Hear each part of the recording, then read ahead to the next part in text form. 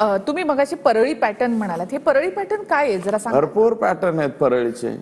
शिक्षणाचा जसा लातूरचा पॅटर्न आहे, परळीचा राख्याचा पॅटर्न घ्यायचा आहे का, परळीचा बोगस विम्याचा पॅटर्न घ्यायचा का तुम्हाला?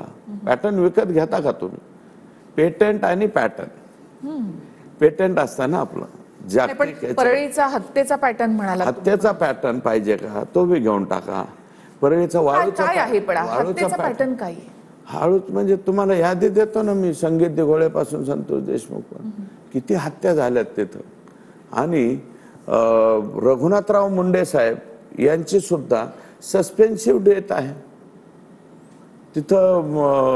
म्हणजे चांगले माणसं, संजय दौंड साहेबाचे वडील राज्यमंत्री राहिले, कराड आहे तिकडं, बांगर चांगले, ढाकणे पाथर्डीचे, कोणते ढाकणे खासदार राहिलेले, आमचे खासदार राहिले बबनराव ढाकणे साहेब. ऊसतोडीचं काम, वंजारी समाजामध्ये बी चांगले माणसं नाहीत असं थोडंच.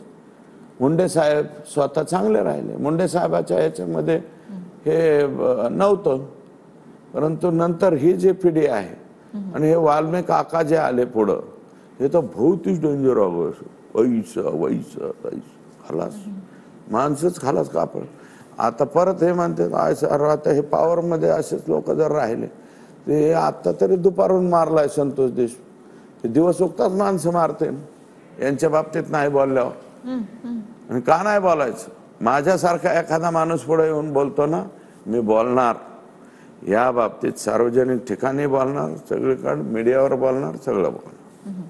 तुमच्या बोलण्यावरून असं वाटतं की आकाची पूर्ण दहशत त्या सगळ्या ठिकाणी आहे. मी कोणाच्या दहशतीला घाबरत नाही, आकाच्या नाही ना आकाच्या आकाला नाही.